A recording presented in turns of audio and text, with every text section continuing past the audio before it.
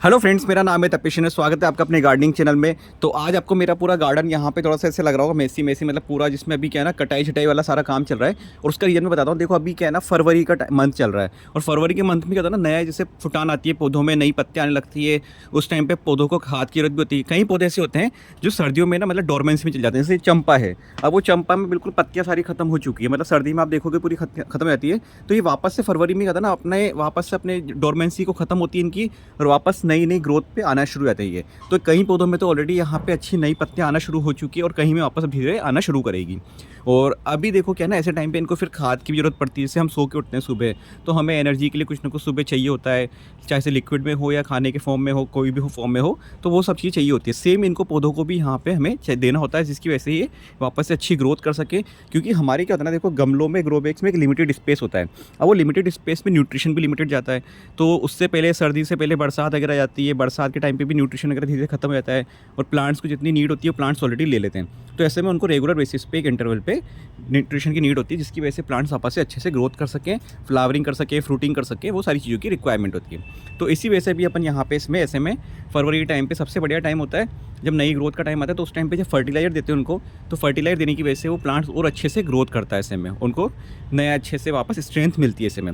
तो जो बड़े ग्रो बैग हैं, देखो आपको अगर लग रहा है कि आपको रिक्वायरमेंट है, आपको 1-1.5 साल हो गया उनको, आपने करा नहीं है, उसमें कुछ भी प्रूनिंग नहीं करी या खाद वगैरह नहीं दी, तो आप उनको कंडीशन देख के कर दो। जैसे मान लो मैंने अभी दिए थे, अभी अक्टूबर नवंबर पे ही मैंने इनको लगाया था, तब मैंने इनमें खाद वगैरह सब जो भी मुझे देना था उस टाइम पे दिया था। तो अभी बस मैंने थोड़ा बहुत यहाँ पे इनकी गुड़ाई उड़ाई कर दी, जो कटाई छटाई थी वो सारी मैंने चीज़ें कर दी। शेप वगैरह जो जैसा लग रहा था किसी का थोड़ा सा एक्स्ट्रा निकल रही ब्रांचेस वाली, वो सब चीज़ें कर दी यहाँ पे, ताकि जो नई फुटान आएगी तो प्रॉपर शेप के साथ में पौधा अच्छा बढ़ेगा। और देखो कटिंग करने से क्या होता है ना कि पौधे का है ना तना मजबूत होता है। मैं आपको दिखाता हूँ 1-2 पौधे, जैसे ये है। अब इसको मैंने थोड़ा सा ये फैला हुआ हो रहा था, इसका है ना तना लटक रहा था, फिर इस वजह से तो मैंने इसको प्रॉपर कट करा यहाँ पे, और इसकी वजह से क्या होगा ना, धीरे धीरे इसका तना मजबूत होएगा।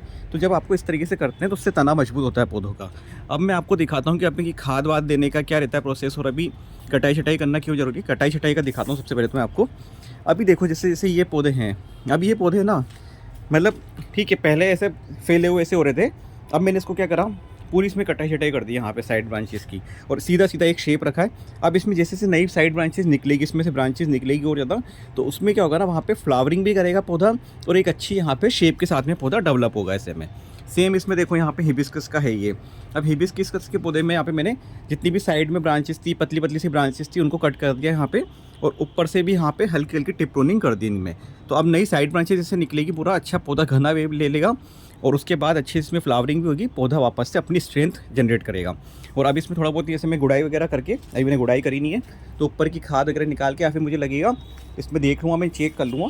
चेक कैसे करते हैं अपन, जैसे इसमें तो अपन आराम से चेक कर सकते हैं। अब जैसे यहाँ पे दिख रहा है ये, अब दिख रहा है कि इसमें रूट्स बहुत ज़्यादा आ रही है, मतलब कहीं ना कहीं इसमें रूट बाउंड हो चुका है इस पौधे को। मैं यहाँ पे रूट्स काफ़ी ज़्यादा बन चुकी है, तो मैं हो सकता है इसमें यहाँ पे इसकी पूरी रूट्स वगैरह निकाल के पूरे गमले को खाली करके इसकी एक बार रूट प्रूनिंग भी कर दूंगा मैं, जैसे कल मैंने इसमें करा था ये, इस वाले में हिबिस्कस में। इसके साथ में कटाई छटाई भी कर दी और इसकी रूट प्रूनिंग भी कर दी मैंने, तो आराम से इसको निकाला तो वो चीज़ हो जाती है। और अगर आप चाहते हैं कि इस तरह का मैं एक वीडियो बनाऊं जिसमें कि हाँ ये इनको निकालना कैसे करना है, रूट प्रूनिंग कैसे करनी है, उसके ऊपर मैं एक वीडियो बना दूंगा मैं, ताकि उस चीज़ का आपको आइडिया लग जाएगा। क्योंकि कई बार क्या होता है ना, अपने को डर लगता है जब आप नई नई गार्डनिंग करते हैं, तो थोड़ा सा क्या ना डर लगता है कि है ना हम पौधा निकालेंगे, रूट्स वगैरह वहाँ पे उसमें करेंगे, उसकी रूट्स हटाएंगे तो उससे पौधा कहीं ख़त्म नहीं हो जाए। पर ऐसा कुछ भी नहीं होता, ये एक नॉर्मल प्रोसेस है जो प्लांट्स के साथ में होता है। उससे मतलब आप है ना, देखो ऐसा लगता है कि हम उसके प्लांट्स के साथ गलत कर रहे हैं, उसकी प्रूनिंग कर रहे हैं, वो सब कर रहे हैं, पर वो ओवरऑल प्लांट्स की ग्रोथ के लिए ही अच्छा रहता है ऐसे में। अब जैसे ये दिख रहा है चांदनी का, मैं अब देखो यहाँ पे ना इसकी अच्छी खासी कटाई छटाई कर दूँगा अभी, ताकि इसमें ये तो ये वापस से अच्छी ग्रोथ लेने लग जाएगा जब मुझे लगेगा। तो ये तो इस तरीके से मैं धीरे धीरे काम शुरू करा ये वाला। यहाँ पे कुछ होते हैं ग्रो बैग जो बड़े ग्रो बैग होते हैं, जैसे 18 इंच के, है ना। अब जैसे सीमेंट के गमले हैं तो ठीक है, आराम से उठा सकते हो, कर सकते हो। 12 इंच के गमलों में भी सफिशिएंट है, कोई दिक्कत नहीं आती। एक देखो दिखाता हूँ मैं आपको, अपराजिता का पौधा। अपराजिता की बेल है ना, ये पूरी जा रही थी यहाँ पे, लेकिन क्या हो रहा था ना कि उसमें ना वो पुराने वाली पत्तियाँ हो चुकी थी, और वापस से नई ग्रोथ के लिए ना आपको इससे में कट कर दिया मैंने। मतलब मैंने सिर्फ इतना सा एरिया छोड़ा इसका, बाकी मैंने पूरा कट कर दिया ऊपर से। अब आप देखना जब ये साइड यहाँ से निकलेगी ना नई ब्रांचें, एक तो फ्रेश निकलेगी बिल्कुल, और उसमें फ्लावरिंग भी काफ़ी अच्छी आएगी ऐसे में, ठीक है। तो वो सब चीज़ें भी यहाँ पे हेल्पफुल होती है इसलिए। एक अब अपन चीज़ देखेंगे कि जो 18 इंच के जैसे ग्रो बैग होते हैं, अब जैसे ग्रो बैग है मेरे, अब हर ग्रो बैग को उठाना तो पॉसिबल होता नहीं है। ये देखो गिलेरी हमारे जैसे यहाँ पे घूमती रहती है इस तरीके से काफ़ी सारी है। तो देखो 18 इंच का हर ग्रो बैग को उठाना पॉसिबल भी नहीं है और बार बार खाली करना वैसे भी पॉसिबल नहीं है, ठीक है। तो क्या करो सबसे बढ़िया, जैसे ये ग्रो बैग है, आपको पता है कि बीच में आपने पौधा लगाया हुआ है और आपको साइड ब्रांचेस की प्रूनिंग करनी है ना, साइड की रूट्स की, सॉरी ब्रांचेस नहीं। तो मैंने क्या करा, पूरा का पूरा खुरपी जो होती है ना अपन, जैसे मैं दिखाता हूँ, ये इस तरह की जो खुरपी आती है, इस खुरपी से आराम से साइड से निकाल के आप साइड की ब्रांचेज यहाँ से निकाल दो, इसमें साइड की मिट्टी निकाल दो सारी की सारी यहाँ पे। अब वो मिट्टी को आराम से एक दो दिन धूप भी लग जाएगी, यहाँ पे फैला रखा है इसमें, धूप लग जाएगी।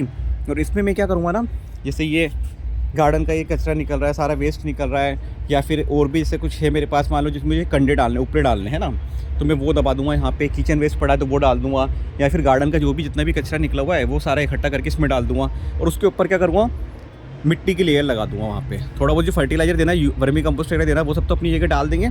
बाकी गार्डन का जैसे ये निकला हुआ है सारा, ये सारा यहाँ पे आप देखेंगे ये सब निकला हुआ है, ये सब इसी में ग्रो बैग में मैं सारा का सारा दबा दूंगा यहाँ पे ऐसे में।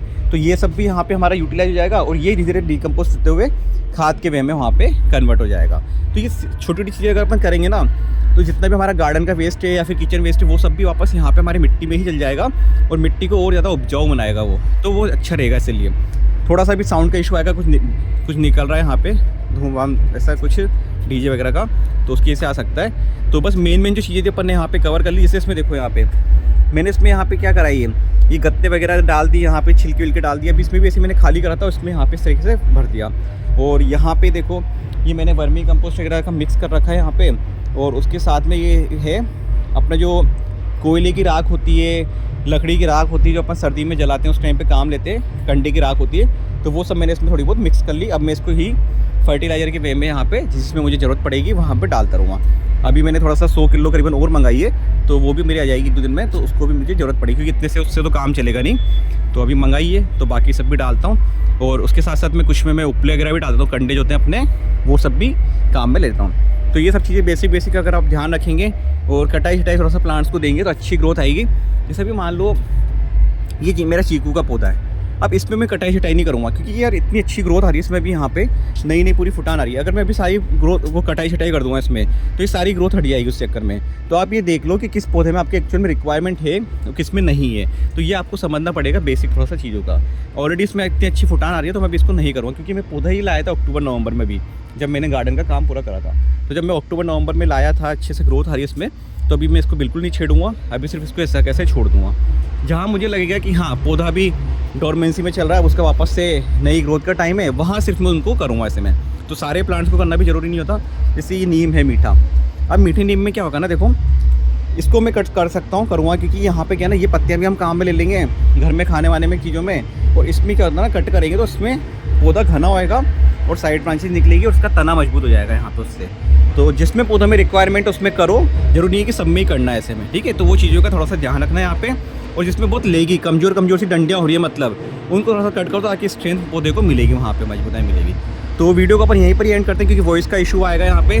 वीडियो अच्छा लगा, इन्फॉर्मेशन अच्छी लगी तो चैनल को सब्सक्राइब कर देना, वीडियो को लाइक कर देना। Thank you friends.